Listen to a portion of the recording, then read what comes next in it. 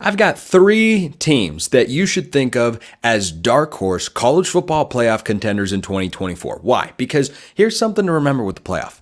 It's 12 teams in 2024 and in 2025. But don't let all this talk about the 2026 number of auto bids confuse you.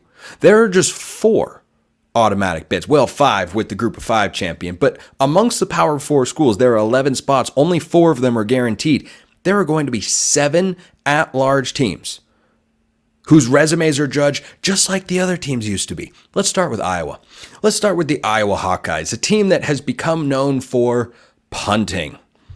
Yeah, it's not exactly flashy. That's not attractive, but Iowa has got consistently one of the best defenses, not just in the Big Ten, in all of college football. Their defense, quite literally, is championship caliber. If you took Iowa's defense and you put it with Lincoln Riley's offenses at USC the last 2 years, USC makes no fewer than probably 2 playoff appearances in those 2 seasons. They make at least 1. They may very well make 2. So this is not something in which Iowa has a long way to go in order to reach. They don't have to make drastic changes for the entire program. They just need to fix their offense. In the same way that I talk about USC just needing to be competent on defense, Iowa just needs to be competent on offense, and not everyone's really scoring on them. So they bring in a new offensive coordinator, Tim Lester. He was an analyst with the Green Bay Packers. He's got a tall task in front of him. Does he have the personnel? We're going to see. We'll see if Iowa's got the personnel offensively. Here's what we do know. They should have, barring obstruction in his recovery, Cade McNamara at quarterback. He announced back in October that he was going to return for his senior season with the black and gold. Said he had unfinished business as the Hawkeyes quarterback. And, well, he didn't get to finish last season. It wasn't incredibly aesthetically pleasing for those of us who like offense in college football. But is Cade McNamara better than the revolving door quarterbacks they had over the last half of the season? Yeah, I think so. So if you can, with a better offensive coordinator, and let's be real, Brian Ferentz has set the bar quite low for the Hawkeyes. If you can get Cade McNamara healthy for 12 games, tell me how difficult this schedule is. Rank it in your head on a scale of 1 to 10. The first 4 games are all at home. The first 3 games are all at home. Illinois State, Iowa State, and Troy. Iowa's going to be favored in every single one of those games. Okay, then they start Big Ten play at Minnesota. Could be worse. They go at Ohio State. All right, they're going to lose that football game. Then they host Washington, at Michigan State, Northwestern, which had a great first year under David Braun, Wisconsin at home. Don't have to go to Madison. Get Wisconsin at home, at UCLA, who's in a complete and total rebuild under their new head coach. But then they end with Maryland on the road and hosting Nebraska. Does that sound like a brutal schedule to you? What I'm looking for in a dark horse 12-team at-large playoff contender, which Iowa absolutely is, can you get to double-digit wins? That's going to put you in the mix, no matter what conference you're in. ACC, Big 12, certainly in the Big 10, but Big 12, Big 10, SEC, ACC, Big 12.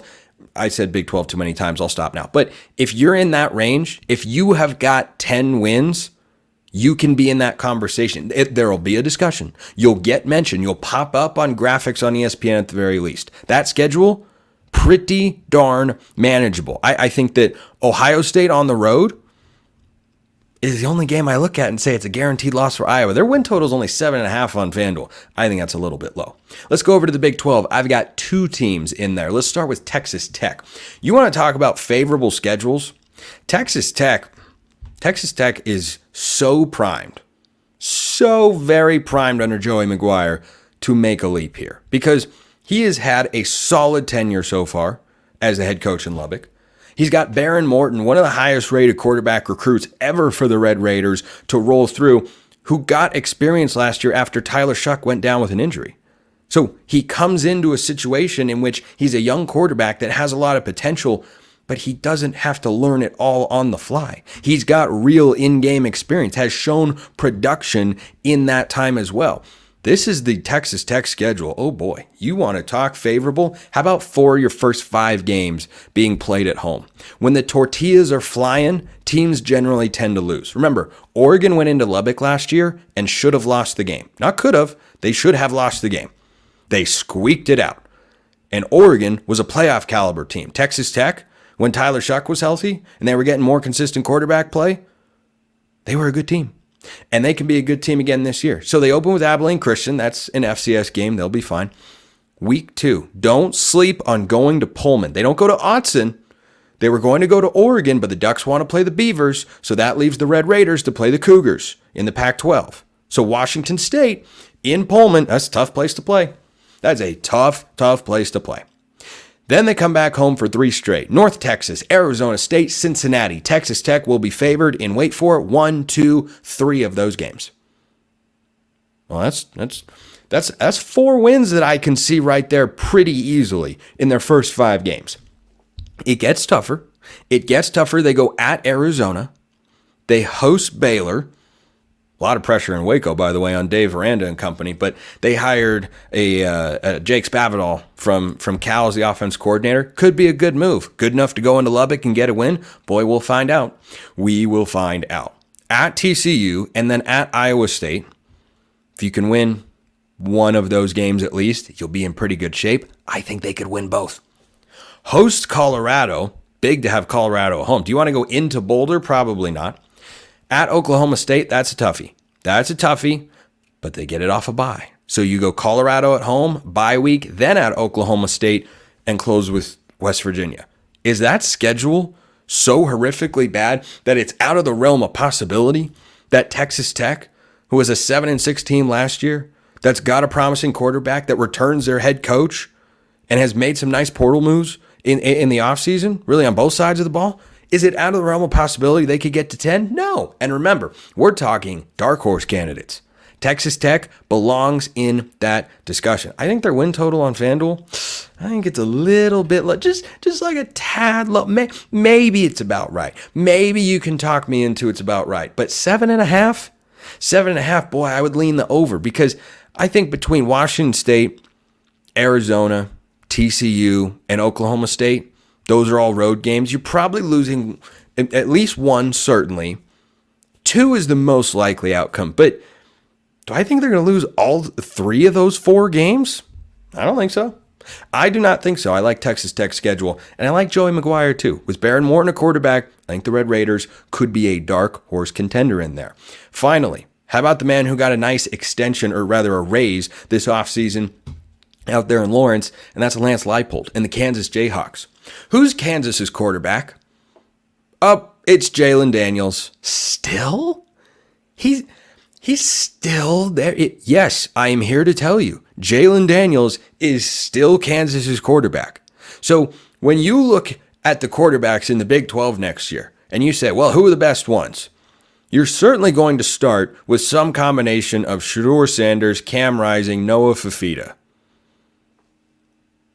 Where are you going after that? You're probably looking at Jalen Daniels. How often does a quarterback who is top 4 or 5 in his conference, in a 16-team conference, mind you, with a head coach that is returning, not succeed in at least a solid amount?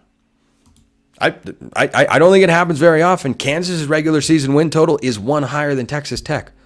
I think that the Jayhawks and the Red Raiders and the Hawkeyes, I think these are all teams that I'm not expecting them to get to the playoff. I'm just saying, would I write them off? Would I look at these teams and say, they're not going to the playoff? That could never happen. No, I see a path. I see a path because of the quarterback situations they've got. I see a path because of the teams that they had last year and the fact that their head coaches are all back. And look, in the wild world of the coaching carousel, it's not always a guarantee that your coach comes back for another season when the last one was a good season and you're not at a traditional power. But obviously Kirk Ferentz is not going to leave Iowa until they drag him away kicking and screaming. Lance Leipold gets a raise to stay at Kansas for at least 1 more year, and the Jayhawks have got a lot of things working in their favor. And then Texas Tech is trying to build something there in Lubbock. And in the new look Big 12, the opportunity is there to stack up wins. And I'll make this declaration right now. Between Kansas, Iowa, or Texas Tech, at least one of those teams will win 10 regular season games next year. Just you watch. Appreciate everyone listening. I'll see you next time. And until then, hope you have a wonderful rest of your day.